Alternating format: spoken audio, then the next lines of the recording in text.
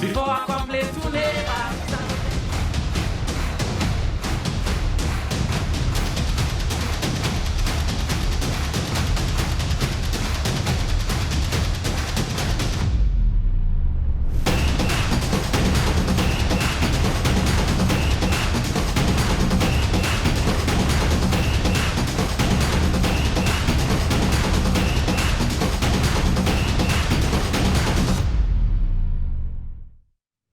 This October, Oktoberfest Film Festival is happening on the 26th and the 27th at Caribbean Cinemas. Joining us this morning in studio is Danola Wills, Project Manager and Workshop Facilitator for Project Management in Film, and also Julian Neves, Film Industry Analyst, Writer and Workshop Facilitator of Mastering Storytelling Techniques. Good morning, Julian, and good morning, Danola. Welcome. Good morning.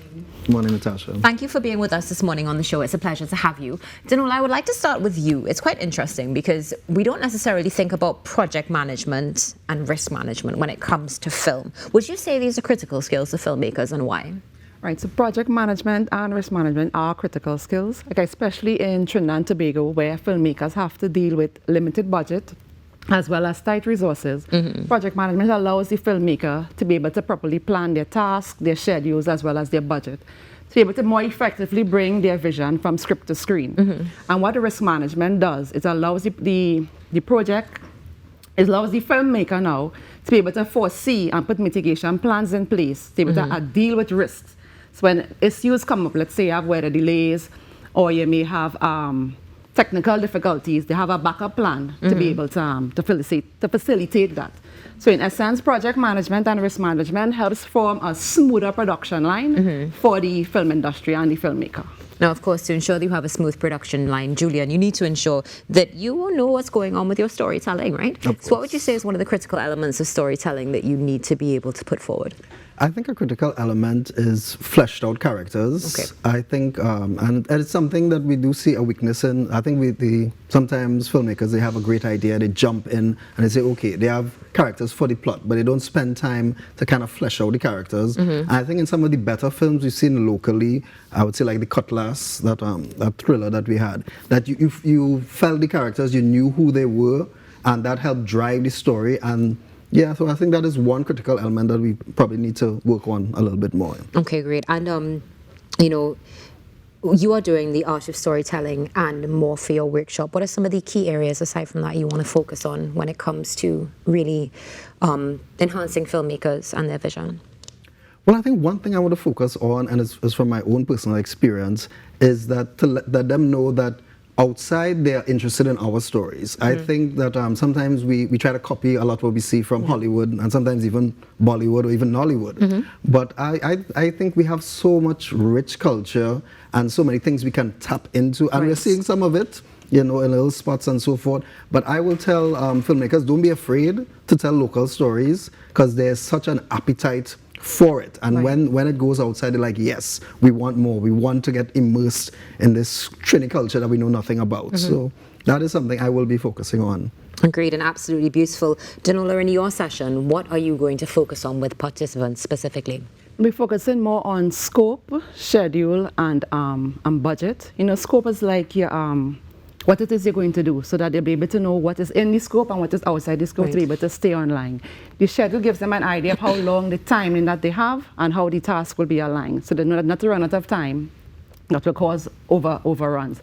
And of course, budget. You know, filmmakers, as I already said, working with time budgets, always to make sure they have enough budget planned and enough contingencies planned in their budget to effectively produce a winning production. All these, of course, are key to be able to really address any possible risks before they even happen. Yes, and a risk is built into all of this. So what would you say are some of the main risks in your experience you've seen filmmakers face in Trinidad and Tobago? Right. So one of the main risks that they see is, again, not planning enough for the budget. So they start a project and they don't put enough buffer into the budget. And then halfway through the project now, you run out of money or you run out of time.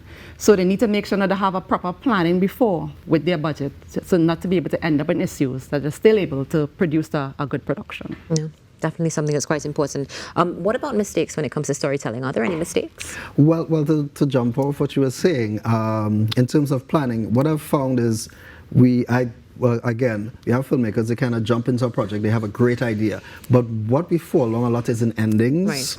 where we have this great build-up and you're so into the film and then the ending just falls out. So I'm like, did they not plan it out properly? And so I'm like, because I mean, the script, the story, that is the skeleton. That's what you need to move around. And so if you don't have a strong ending, it's gonna leave a bad taste in the viewer's mouth. Even if everything going up to that was great, you say, but what is that? And that could ruin your entire film. So you had to have that strong punch at the ending. So that's something you're going to touch on as well. Definitely. Now, speaking about endings, after this session is over with you, Danola, how can filmmakers ensure that they continue to build on those concepts that you would have taught? The best way to build on the concept is to practice what is being taught. Project management is a part of everyday life. Most of everything that we're doing is a project. So once you practice and put it into place, if even the smallest items.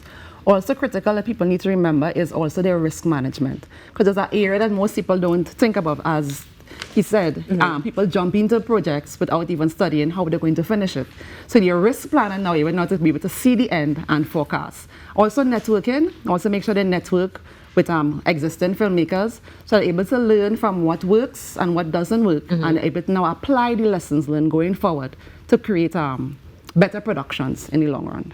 Now, it's critical, both of you here this morning, because these are factors that we need to take into consideration, of course, when we have film.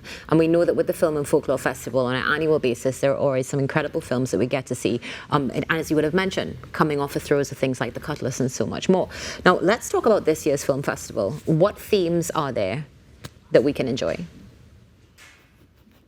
Well, this year... I'll turn over to the project manager.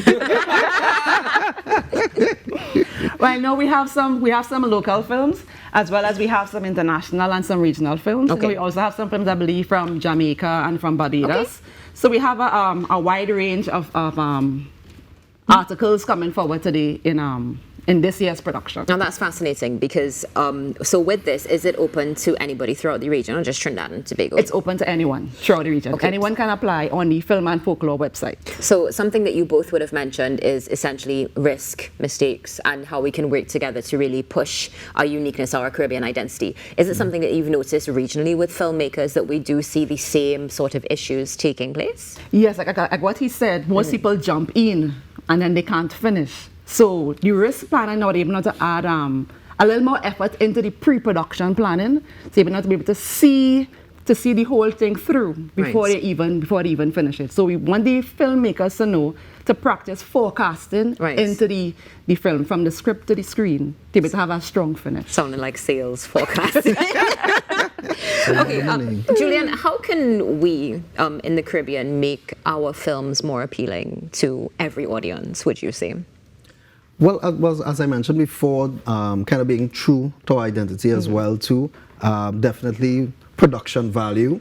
I think we've reached a point where you can't just film something and put it out there and say, well, it's a local film, it's a Caribbean film, don't expect too much. I mean, and with advances in technology, I mean, you could use a phone and even produce something that is good quality. So I think what we need to do is, get a good team together, put forward a good product, don't try to be, a one-man army and do everything, bring in people together and put forward a good product and, push it out there, enter it into festivals, Film and Folklore Festivals, even many international festivals as well too. Shop it around and let it out. Let's build up this industry. Well, we know it's happening one step at a time. Thank you both of you for joining us this morning. All the best at the workshop and of course at the Film and Folklore Festival as well. Thank you. Thank you so much. Pleasure. The Film and Folklore Festival happening on Saturday and Sunday at the end of the month. You can follow them on all social media platforms at Film and Folklore Festival and go onto their website at filmfolklorefestival.com. This is the first part of a conversation which will continue next week as we focus on some filmmakers. Stay tuned. Your Friday edition of Now continues with birthdays after this break.